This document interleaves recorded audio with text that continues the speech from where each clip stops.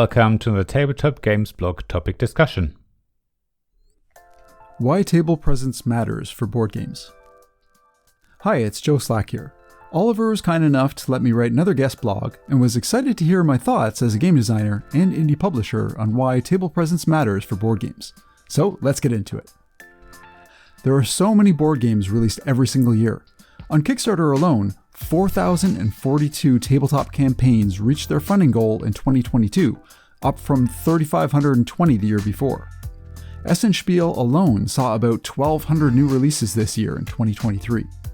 That doesn't include all the new releases at Gen Con, Origins, and other gaming conventions, not to mention games being released directly to retail.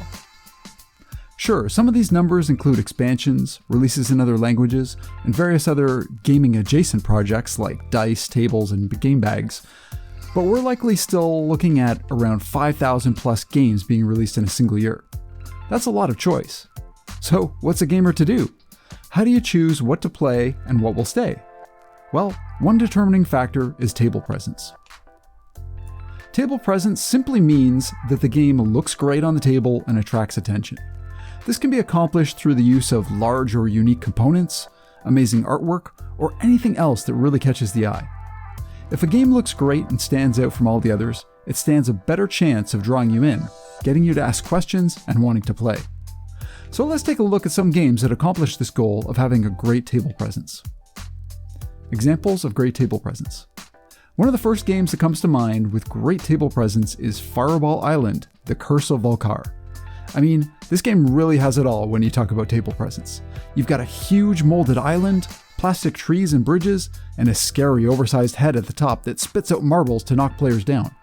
This game also has a lot of nostalgia, as the original was released in the 1980s, and Restoration Games brought it back to life and modernized it with some new mechanics. Want to make a memorable game? Want to put a giant tree in it? That's exactly what Everdell did, and it's done pretty well for itself. But I'm sure that the beautiful art, along with the gameplay, had something to do with it as well.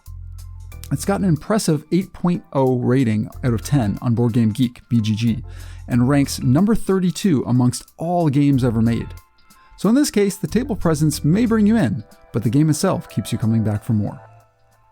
On the other end of the spectrum, we have the infamous 1963 game, Mousetrap. It doesn't rank nearly as high on BGG, with a measly 4.1 rating and very few ratings above 7. The BGG tagline says, "Roll and move mice meet a real-life Rube Goldberg contraption." And that pretty much sums it up. Mousetrap may even be considered more of an activity, sometimes in frustration, than a game, as you spend so much time putting everything together in hopes that it will actually work right and not get stuck somewhere in the process of items dropping and flipping around. However, that didn't stop Mousetrap from becoming a huge success. I wasn't able to find much in the way of sales data, but I did discover that it sold 1.2 million copies in its first year alone, 1963. Likely meaning it has sold in the tens of millions since then, so the game did pretty well for itself. The Climbers is another game that comes to mind.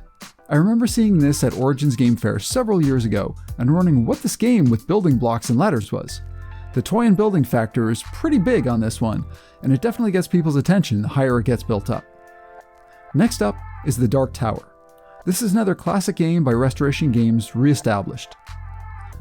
I haven't played this one myself, but I've seen it on the table and definitely said, "Whoa, what's that?" when I did. There is even a small computer inside the tower that will play music and keep track of inventory. Pretty neat. Whether you're a fan of any of these games or not, you have to admit they get your attention. There are plenty of other games with great table presence out there as well. This is just a short list of some that made me stop in my tracks. Incorporating table presence in my own games.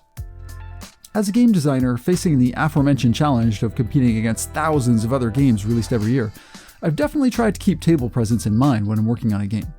Of course, it doesn't hurt that the co-designer I usually work with prioritizes this from a very early stage. However, it's not good enough for a game to just look good. It has to play well and have strong replayability. As I said with the example of Everdell, the look of the game draws people in, but it's the gameplay that keeps them coming back for more. When I was designing Relics of Rajavihara, I intended to create a game that was attractive to the eye and got your attention. Stacking and moving wooden crates and blocks around is something you definitely don't see every day in a board game. Yet, this is recognizable from some video games. so there's some familiarity, which is usually a good thing. But I also wanted to evoke surprise and curiosity, which is why each floor comes with its own tuck box. When you open it, you discover a brand new type of block that functions differently from what you've previously experienced. So I guess you could say I was going for box presents as well.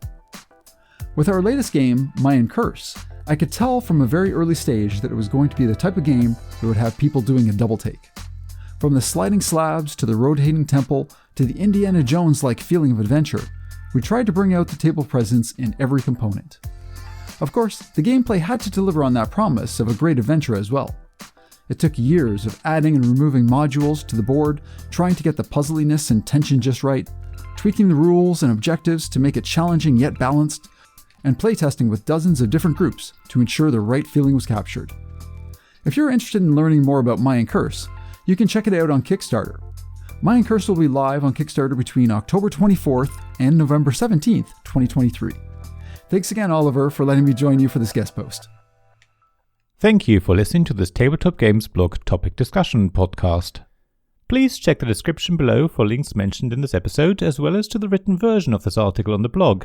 If you enjoyed this episode, please subscribe, give us some stars or leave a review. Please also tell your friends about me, and if you want to offer financial support, check out my Patreon and Ko-fi pages, links to which you'll find in the blog at tabletopgamesblog.com. So thank you again for listening, and I hope to see you again soon. This podcast was made possible by the generous help of my supporters. Royal Patron Sean Newman, Magic Champion John Risley, Castle Guards David Miller and James Naylor, Dice Masters Alex Bardi, Paul Grogan and Robin Kay, and Shining Lights Jacob Davis, Gavin Jones, Sarah Reed and Richard Simpson.